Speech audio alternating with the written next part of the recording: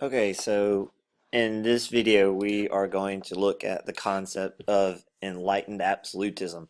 Remember, all these Enlightenment philosophers, most of them wanted the same thing: freedom of speech, freedom of press, freedom of religion, equality before the law, the right to own property, and the right to pursue happiness. And so many of these philosophers thought that the easiest way to accomplish all this is to have a monarch that had absolute power but ruled with logic and order and the ideas of the Enlightenment. That is called enlightened absolutism. And so we're going to see if that ever happened. Was there ever a monarch who had absolute power but did all of the things the Enlightenment philosophers wanted? So first we'll look at Prussia. Remember, Prussia was a small country compared to its neighbors, but it was still a powerful country. It was made powerful by Frederick the First. Remember, Frederick the First, he created Prussia's large army, the fourth largest army, a very militaristic society that stressed the importance of loyalty and bravery and obedience. And this government that he created, this militaristic government, heavily relied on the nobility. It was the nobility that ran the military, and it was the military that ran the government. So he had to be careful of not angering the nobility. And so he was not interested in reform at all. Now, his son, Frederick II, or Frederick the Great, was interested in reform. He was a student of the Enlightenment. He was even a friend of Voltaire's, and he did reform quite a bit. He ended torture, except in the cases of treason and murder. He increased freedom of speech and press and greater religious toleration, but he stopped far short of what most philosophers wanted him to do. See, he couldn't go too far. For instance, he never put forth equality before the law. He never ended serfdom. He never decreased the power of the nobility. Why? Because, like his father, he relied on the nobility. So he reformed until it was a threat to his power. Then he stopped. So he was not the enlightened absolutist everyone was looking for.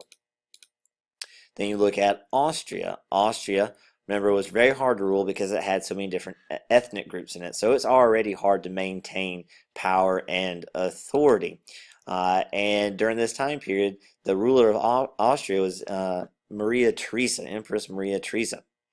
And she did not reform at all. She was not interested in reform. She didn't pretend like she was interested in reform. It was hard enough to maintain the Austrian Empire as it was with so many ethnic groups.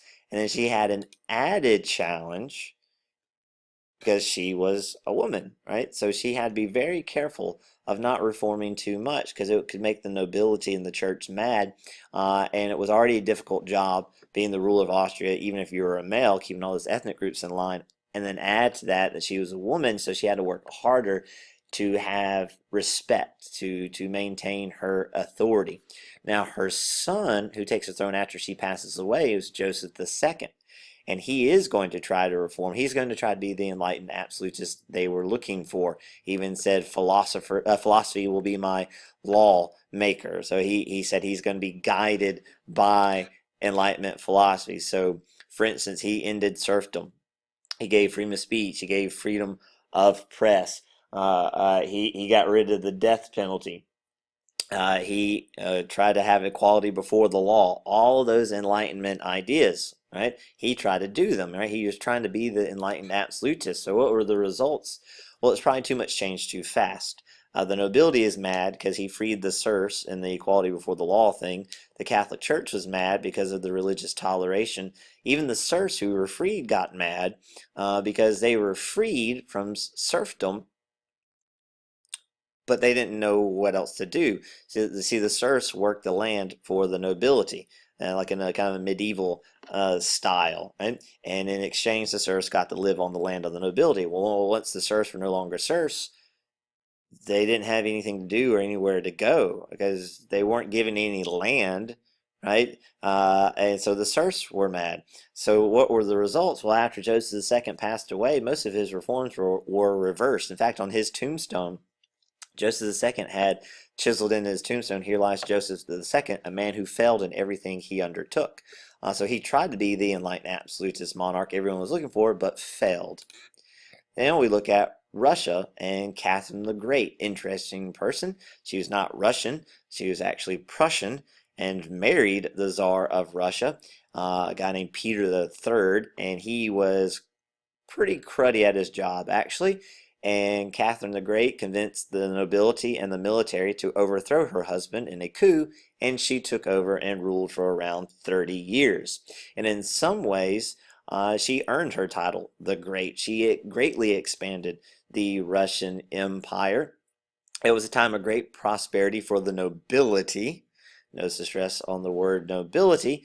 And she talked a good game when it came to like absolutism. She even invited Diderot to Russia and even asked him for advice. But she did not seriously reform. She told Diderot that his reforms would turn her kingdom upside down. She did not reform because if she reformed too much, she would anger the nobility, and she relied on the nobility. So she did not free the serfs, for instance. She did not put in equality before the law. So the life of the serfs, the poorest of Russians, did not improve during her reign. There were even occasional peasant rebellions during her reign. But for the nobility, right, it was a time of prosperity. It was a time where there was an increase in art and culture sponsored by the nobility, and the empire expanded under her reign. So was enlightened absolutism ever successful? No, it was not. These monarchs would reform until it threatened their power. Also, Enlightenment philosophers, most of them thought war was stupid, and almost all the monarchs we just looked at, they're going to fight multiple wars. That Frederick the Great said the greatest role of a government was to increase the size of its empire. So they're going to fight wars frequently. They are not going to reform if it threatens their power. They're not going to reform if it threatens the nobility. And the one man who did try to reform, Joseph II, ended up failing in everything that he undertook, according to his own words on his tombstone. So enlightened absolutism, no. Looking back in hindsight, it's a really bad idea, actually. If you give someone that much power, they are not going to want to lose it. So they will only reform up until the point where it threatens their power.